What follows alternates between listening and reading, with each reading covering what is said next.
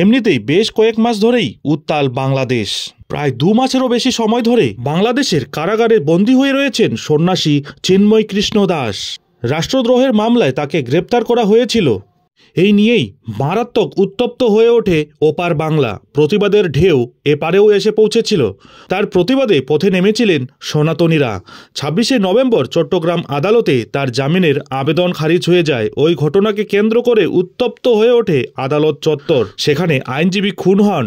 সেই ঘটনায় বেশ কয়েকজনকে খুনের অভিযোগে গ্রেপ্তার করেছিল বাংলাদেশ পুলিশ। আদালতে ভাঙচুর অশান্তির মামলায় গ্রেপ্তার করা হয় আরও বেশ কয়েকজনকে।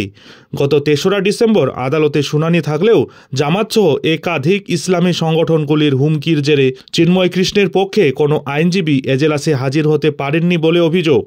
এরপর গত 2রা জানুয়ারি চিন্ময় দাসের জামিনের মামলা শুনানি ছিল চট্টগ্রামের আদালতে। সেদিনও জামিনের আবেদন খারিজ হয়ে যায়। এরপর অবশেষে তিনি হাইকোর্টে জামিনের আবেদন করেছিলেন।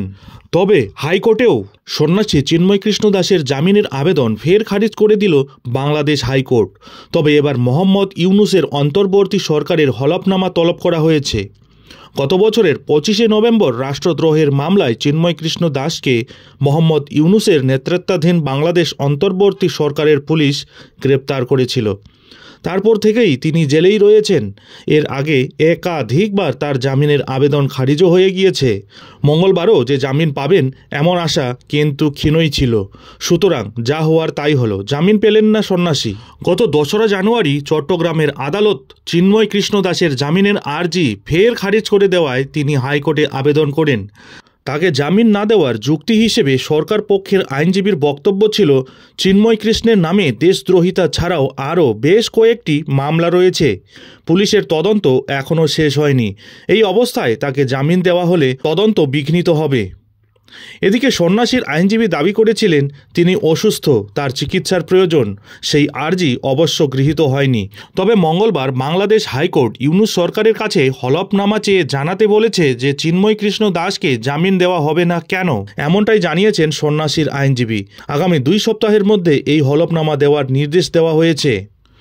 গতকাল বাংলাদেশ হাইকোর্টের বিচারপতি মোহাম্মদ আতওয়ার রহমান ও বিচারপতি মোহাম্মদ আলী রেজারের বেঞ্চে জামিনের মামলার শুনানি হয়েছিল। বেঞ্চের তরফে খারিজ করা হয় জামিন। চিন্ময় কৃষ্ণের পক্ষে আইনজীবী হিসেবে ছিলেন আইনজীবী অপূর্ব কুমার ভট্টাচার্য ও প্রবীর রঞ্জন হালদার। বাংলাদেশ সরকারের পক্ষে অতিরিক্ত অ্যাটর্নি জেনারেল অনিকার হক ও অতিরিক্ত অ্যাটর্নি জেনারেল আরশাদুর রৌফ হাজির ছিলেন। 2 পক্ষের বক্তব্য শোনার পর জামিনের আবেদন খারিজ করে দেন বিচারক। এই হলফনামা জমা দেওয়ার জন্য সরকারকে 2 সপ্তাহর সময় বেঁধে দিয়েছে আদালত। বাংলাদেশের কারাগারে প্রায় 2 মাসেরও বেশি ধরে বন্দী সেখানকারই হিন্দু সন্ন্যাসী চিন্ময় কৃষ্ণ দাস। তার বিরুদ্ধে রাষ্ট্রদ্রোহের মামলা দায়ের করেছে সেই দেশের সরকার। গত বছরের 25শে নভেম্বর ঢাকা থেকে গ্রেপ্তার করা হয়েছিল চিন্ময় কৃষ্ণ দাসকে। পরের দিনই আদালতে তার জামিনের আবেদন খারিজ হয়ে যায়। সেদিন আইনজীবী সাইফুল ইসলামকে পিটিয়ে ও কুপিয়ে হত্যা করা হয়। সেই ঘটনাকে ঘিরে আরও উত্তাল হয়ে ওঠে বাংলাদেশ। সেদিন ওই সন্ন্যাসীর জামিন মঞ্জুর না হওয়ায় আদালত 3রা ডিসেম্বর শুনানির দিন ধার্য করেছিল। তবে চিন্ময়ের কোনো আইনজীবী উপস্থিত না থাকায় আদালত শুনানির জন্য 2রা জানুয়ারি পরবর্তী দিন ধার্য রাখেন। সেদিনও তার জামিনের আবেদন নামঞ্জুর হয়। তারপর হাইকোর্টে আবেদন করা হয় চিন্ময়ের তরফে, কিন্তু সেখানেও জামিন মঞ্জুর হলো না। তবে এবার চিন্ময় কৃষ্ণ দাসের জামিন মঞ্জুর না হলেও হাইকোর্ট মোহাম্মদ ইউনূস সরকারের কাছে হলফনামা চাইল। এবার হাইকোর্ট প্রশ্ন তুলে দিয়েছেন, রাষ্ট্রদ্রোহ মামলায় কেন সন্ন্যাসীকে জামিন দেওয়া যাবে না। মোহাম্মদ ইউনূস সরকারের কাছে এই প্রশ্নের উত্তর চাওয়া হয়েছে। এদিন বিচারপতি মোহাম্মদ আতওয়ার রহমান এবং বিচারপতি মোহাম্মদ আলী রেজারের বেঞ্চ সরকারকে জবাব দেওয়ার জন্য 2 সপ্তাহ সময়ও বেঁধে দিয়েছেন। এই 2 সপ্তাহের মধ্যে ইউনূস সরকারকে এর উত্তর জমা করতে হবে আদালতে। তবে হাইকোর্ট ইউনূস সরকারের কাছে এই হলফনামা চাইলেও আপাতত সন্ন্যাসী চিন্ময় কৃষ্ণ দাসকে জেলবন্দি অবস্থাতেই থাকতে হচ্ছে। এখন দেখার বিষয় হলো সন্ন্যাসী চিন্ময় কৃষ্ণ দাসের জামিন সংক্রান্ত মামলায় হাইকোর্ট পরবর্তীতে কী রায় দিতে চলেছে। নজর থাকবে সেদিকে। যাই হোক, এখন এখানেই শেষ করছি।